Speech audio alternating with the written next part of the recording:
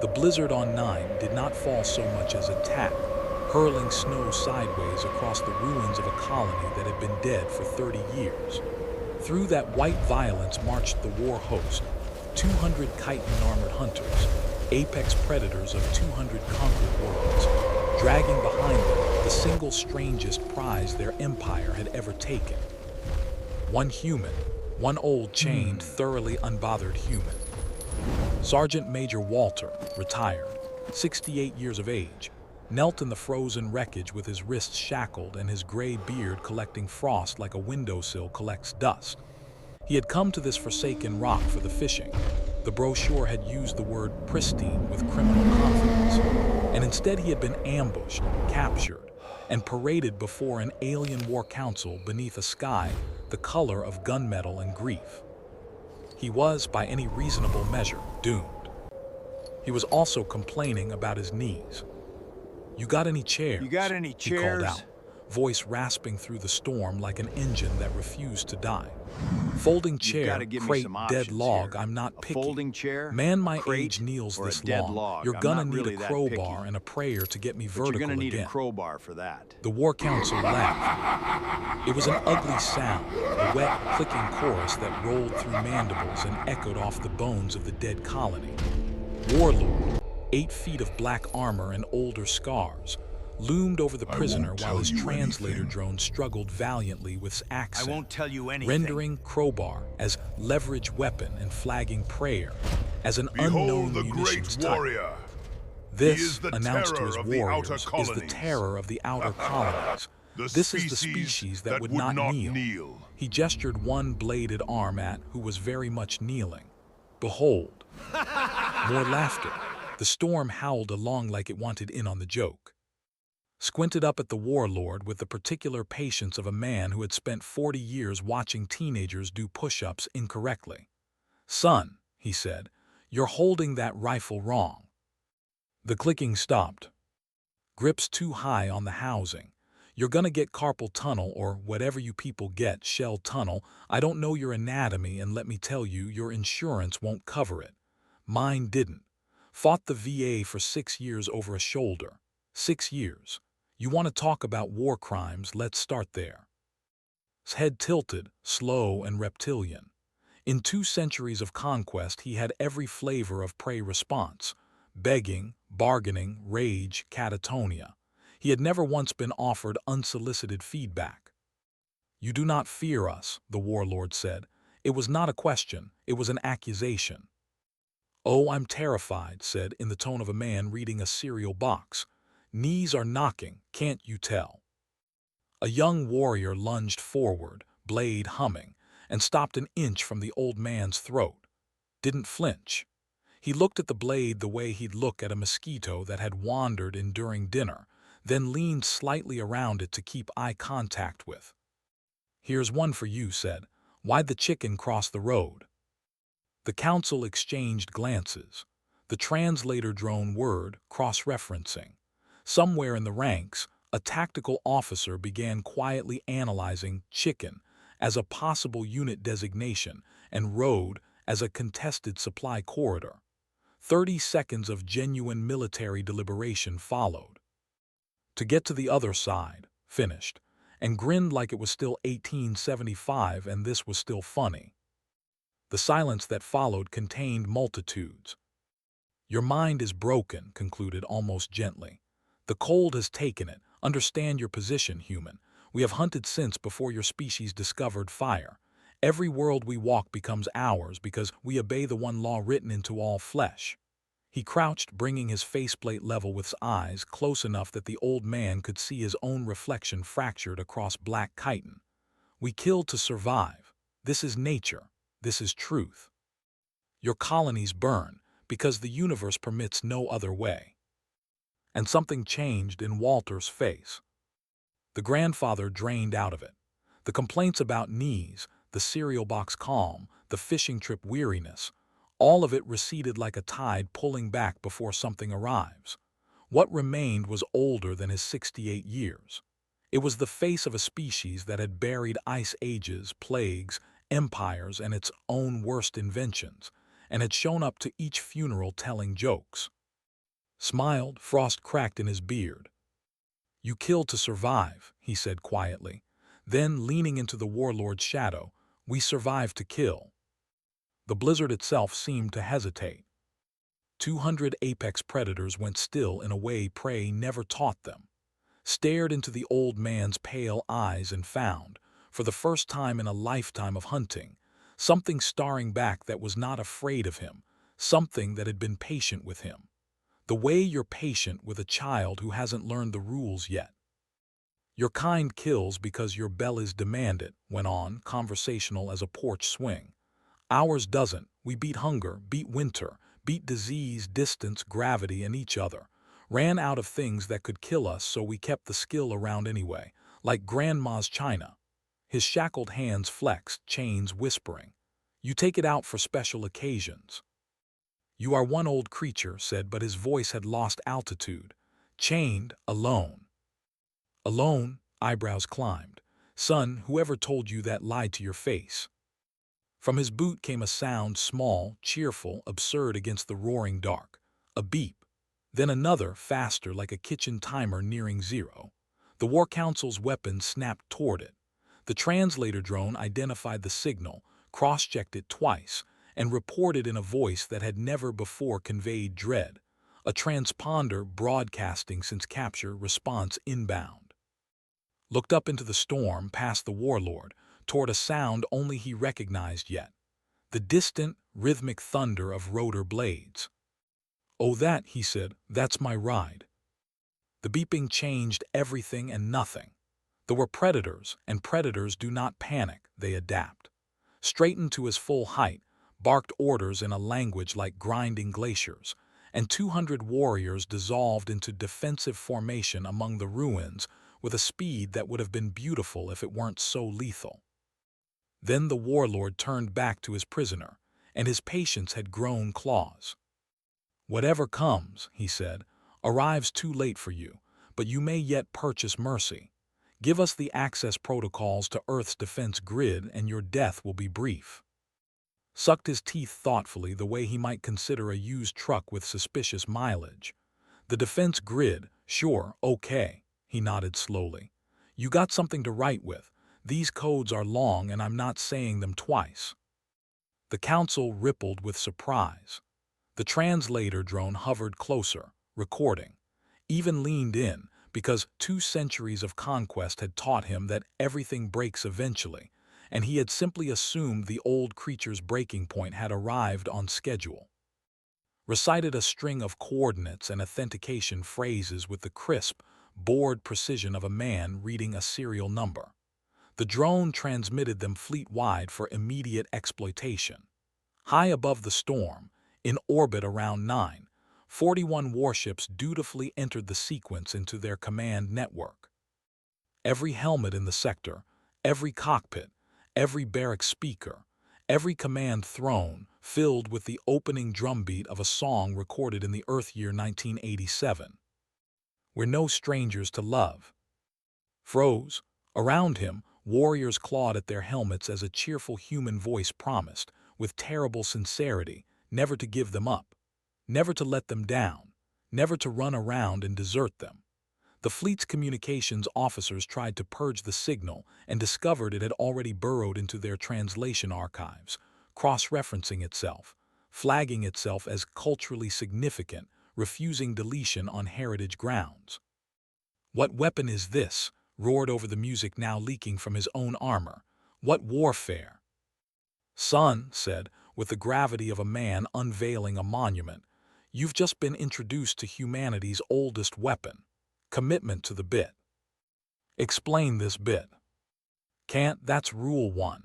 Shifted on his aching knees, chains clinking in something suspiciously close to rhythm. Rule 2 is you're already part of it. The warlord stared at him, really stared, past the frost and the wrinkles, and his hunter's instincts, honed across 200 worlds, finally reported what they should have said hours ago. Unknown threat classification. Recommend withdrawal. He ignored them because he was a conqueror, and conquerors are just predators who stopped listening. What are you? He demanded. Our intelligence said the humans sent no soldiers here. You are old, discarded. You came to this rock to catch fish. That's right. Then what were you? And smiled the smile again, the porch swing funeral joke smile.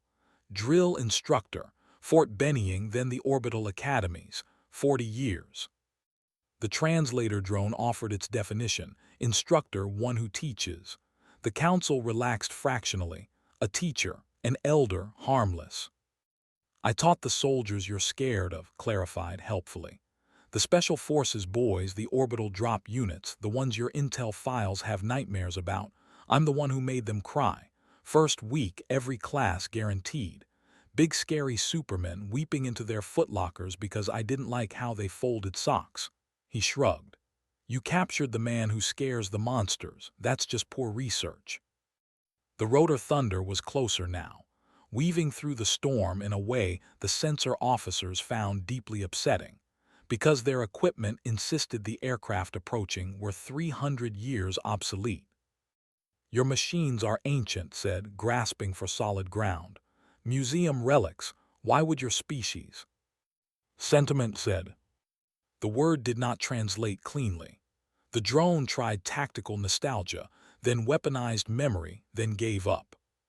You keep war machines, the warlord said slowly, for feelings. We keep everything for feelings. That's the whole species right there. His breath fogged and tore away in the wind. You want to understand humans. We hunted a bird to near extinction, felt bad, then invented a holiday where we deep fry a different bird to celebrate the time we almost starved to death. We domesticated apex predators because they looked fluffy. In the 1900s, we drank radioactive water on purpose and called it a health tonic. My great-great-grandfather's generation put arsenic in their wallpaper because the green was pretty and fought duels to the death over hats. He let that settle. You kill because nature makes you. We did all that to ourselves for fun and lived. Now ask yourself what we do to things we actually don't like. Somewhere in the ranks, a tactical officer quietly closed the threat assessment file he had been compiling and opened a new one with a longer name. The storm ahead of the war host split open. They came in low and howling, 4 helicopters, actual rotor-driven antiques, flying through a blizzard that should have swatted them down, painted in ancient jungle camouflage that matched nothing on this frozen world and clearly wasn't meant to. Door gunners leaned out into the killing cold, and the lead aircraft carried, stenciled beneath the cockpit in cheerful yellow letters, the words "the fishing trip." The opened fire. The danced, impossibly, disrespectfully, their pilots flying like men who had been forbidden from doing this for decades and were making up for lost time. Spun up with a sound like the sky clearing its throat. Spun toward his prisoner to use him as leverage, as a shield, as anything, and found the old man already standing. Nobody had seen him rise. 68 years old, bad knees, and nobody had seen him rise. Rolled his neck until it crackled, wrapped a length of chain around each fist like he was putting on gloves for church, and regarded the 200 apex predators around him with an expression of profound, grandfatherly disappointment. Y'all should fed me, he said. I get real cranky before dinner. The first warrior to reach learned an important lesson about assumptions. It lunged with a humming blade, fast as sin, and the old man simply wasn't where the blade went. He'd stepped inside the swing like he was cutting in at a dance, looped his chain around the creature's wrist, and pulled. 8 feet of apex predator went face first into frozen rubble. That's a trip hazard, announced to no one in particular. OSHA violation, writing you up. The chain became a language in his hands. He spoke it fluently, a snapping flail one moment, a garrote of persuasion the next, a tripwire for a charging warrior the third. My great-great-granddad used to do this to rich kids' carriages, he called out over the gunfire, clothes lining a mid-leap. 1880-something.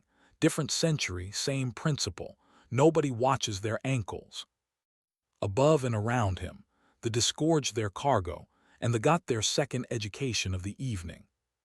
12 humans fast-roped into the blizzard. Their armor was mismatched. Their movements were economical in the way of people who had stopped wasting energy on looking impressive sometime around their 50th birthdays. The youngest of them was 58. Their squad designation, stitched onto every shoulder, read the Old Guard, and beneath it, smaller, AVG, age 61. Still faster than you, bellowed the point man, a barrel-shaped Samoan with a white mustache and a light machine gun. You had one vacation. Fishing got canceled, hollered back, ducking a blade. Not my fault. It's always your fault, opened up, walking fire across it with the bored precision of a man watering a lawn. Wants to know if this counts as overtime. Tell he's retired, there is no overtime. That's what I said. A woman with silver braids and a marksman rifle dropped 3 warriors with 3 shots from a ruined wall, then paused, produced a phone and photographed the battlefield. For the grandkids, she explained to the alien she shot next. Because 200 worlds don't conquer themselves, and their motion-tracking visors swept the ruins for targets, which is when the humans, on a shouted signal from, all stopped moving at once.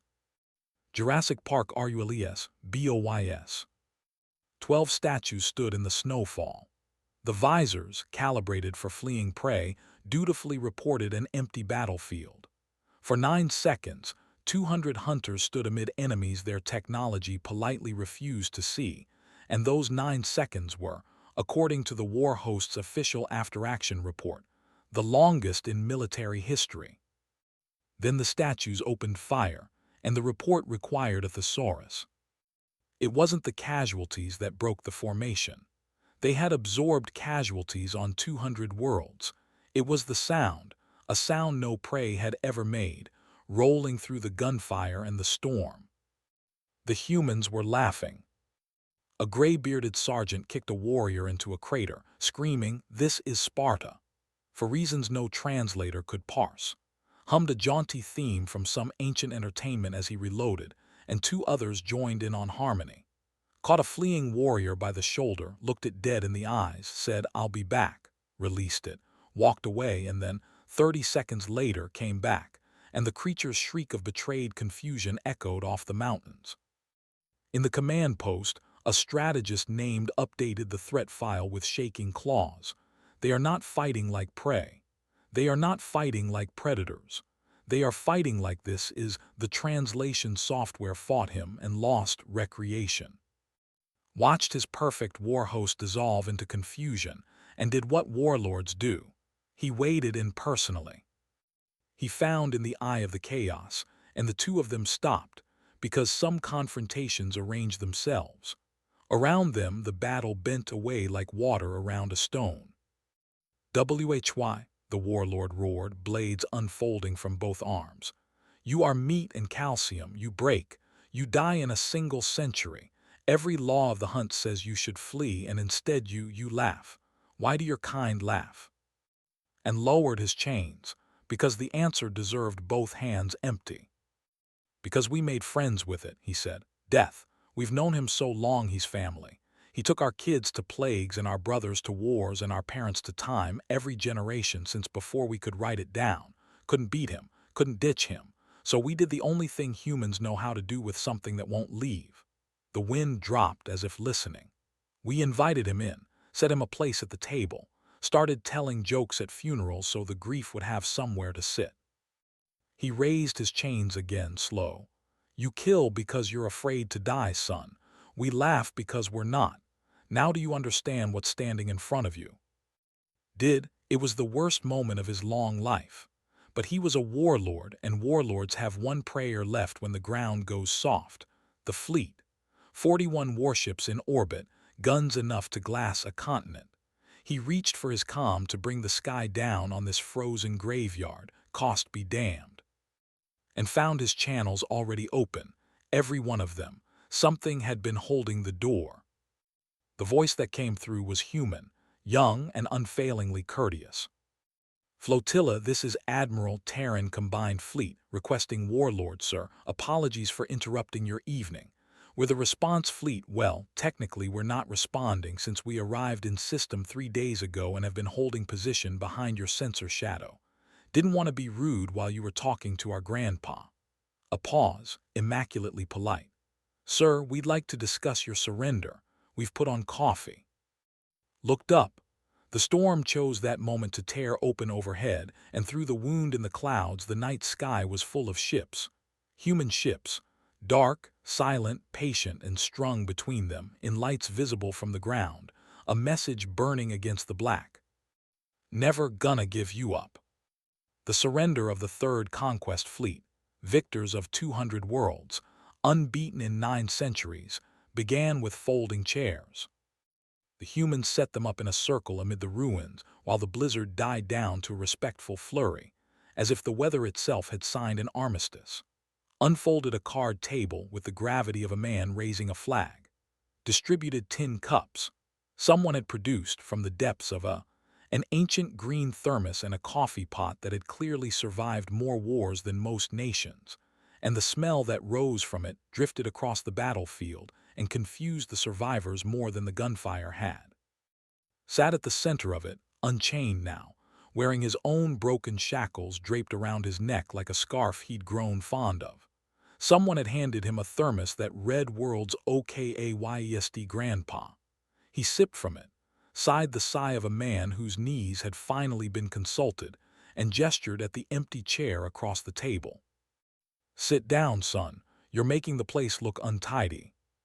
Stood at the edge of the circle, flanked by what remained of his war council, his blades sheathed and his pride bleeding out somewhere behind him in the snow. Above the broken clouds, 41 of his warships sat motionless in a net of human vessels that had been waiting, patient as winter, for 3 days. His empire had a word for this situation. Roughly translated, it meant the moment the hunt reverses. There was no protocol for it. No warlord had ever needed one. He sat. The folding chair creaked under 300 pounds of chitin, and held, and somehow that small mercy was the most humiliating thing yet. Now, said, before we get to terms, I want to clear up the thing that's eating you. Go ahead, ask it. The warlord's mandibles worked. Around the circle, human veterans and alien warriors watched, enemies an hour ago, audience now. We killed to survive, said at last, and his voice had lost its glacier grind. It sounded almost young. This is the law, hunger writes it, instinct enforces it. Every species we have broken abated on both sides of the hunt. But your kind, he gestured at the humans, at the ships, at the impossible old man with his coffee. Your words on the ice, we survived to kill, I called it madness. But your fleet waited 3 days without firing. Your soldiers laughed but took prisoners. Your gunners had my warriors in their sights and shot the weapons from their hands. If you are the killers you claim, why do we still breathe? Set down the thermos. Because you finally asked the right question, he said. So here's the honest answer, and I'll only say it once, so listen like your species depends on it. It does. He leaned forward, elbows on the card table, and the grandfather and the drill instructor and the something older all looked out of his eyes at once. You kill because your body makes you. Hunger pulls the trigger, and you call it law because you've never once had a choice. That's not savagery, son. That's just biology holding the leash. Us, we slipped the leash. Beat the hunger, beat the cold, beat the plagues, beat the distance between stars. Every reason nature ever gave us to kill, we solved. And when we ran out of reasons, he spread his weathered hands, we found ourselves still holding the skill. 10,000 years of it, sharpened on ice ages and each other. So we did what humans do with everything we can't throw away. You kept it, the warlord said quietly. We inherited it. There's a difference. It's not our nature anymore. It's our heirloom. Lives in the attic with grandma's china and great-grandpa's medals. We don't need it. We don't want it. But every couple generations, somebody kicks the door in, eyes flicked upward, toward the orbital graveyard that wasn't, and we climb the attic stairs and we take it down and we dust it off. And that, son, is why you should be scared of us and never were of anything else. A predator kills because it must. We choose. Every single time we choose. And an hour ago, 200 of your finest watched us choose not to. The silence around the circle was total. The strategist was writing so fast his stylus smoked. "So here's your terms," held up one finger. "1. The conquests stop, all of them. You've got 200 worlds worth of apologizing to do, and you'll start by feeding the ones you starved." A second finger. 2. Your fleet stands down and your maps open up. Everything you've charted we share. A third finger, and here his voice changed, lost its iron, found something warmer and infinitely more dangerous. 3. And this one's not a demand, it's an offer. Waited for the killing blow. 2 centuries of instinct promised it was coming. It was how every hunt ended. Alliance said. The word broke the translator drone. It tried pack merger, then territorial suicide, then simply repeated the human sound helplessly. Alliance. You heard me. Nobody's ever offered your kind a hand that wasn't holding a weapon because nobody could afford to. We can. That's what winning means to us. It means we can afford to be kind, and kindness from something that could end you is the only kindness that's ever changed anybody. Pick the thermos back up. We beat death so long ago we made him family. Now we're offering you a seat at the same table. Fair warning, the table comes with us on it. Forever. We will show up to your festivals uninvited. We will teach your children sarcasm. We will befriend you so hard, so relentlessly, out of pure unkillable spite for every lonely species in this galaxy, that in 100 years your grandkids won't remember which war this was. He extended one weathered, open hand across the card table, past the coffee, through 9 centuries of unbroken conquest. First lessons free. Never trust a link a human sends you. And Warlord, scourge of the outer arms, breaker of 200 worlds, looked at the open hand of the old man he had laughed at in the snow, and understood at last that everything since the laughter had been the lesson. The jokes, the song, the statues in the snowfall, the bullet, the chair that held his weight, a species showing him, step by patient step, the difference between a law and a choice. He reached out and took it. His claw swallowed his hand entirely. The old man's grip still somehow won. Deal said, and 200 warriors watched the impossible happen. Their warlord, shaking hands with prey, and both of them still alive. Behind them, a young warrior, the one had "I'll be back" Eid, suddenly made a sound like a rock slide falling down a flight of stairs. Every head turned. The warrior pointed at, mandibles quivering with revelation. "The chicken," it wheezed. "It crossed the road to get to the other side. There is no deeper tactical meaning. That is the entire joke. The absence of meaning is the meaning." And it collapsed into the horrifying, glorious, glass-grinding noise of the first laugh in recorded history, and it spread through the ranks like a benevolent plague and raised his thermos to the sky in triumph. 300 years, he bellowed. That joke waited 300 years for an audience. The treaty was signed at dawn aboard the human flagship. At the delegation's own solemn request, the anthem played at the signing was a certain song from 1987, entered into their cultural archive, permanently, on heritage grounds. And when the chorus hit, 41 warship crews and one very old drill instructor sang along, each side convinced the other didn't understand what the words truly meant, both sides wrong. When the humans explained the Great Emu War during the reception, the entire command staff requested a formal moment of silence for Australia, which the humans, with tremendous ceremony, granted. And when it was over, when the fleets had dispersed and the galaxy had quietly, permanently changed shape, Walter went back down to 9, alone, and finally went fishing. Almost alone. A young warrior crunched through the snow to the water's edge, awkwardly clutching a rod like it might detonate, and sat beside him on the ice in the pale morning light. For a long while neither spoke. The line drifted. Somewhere far above, 2 fleets flew home together.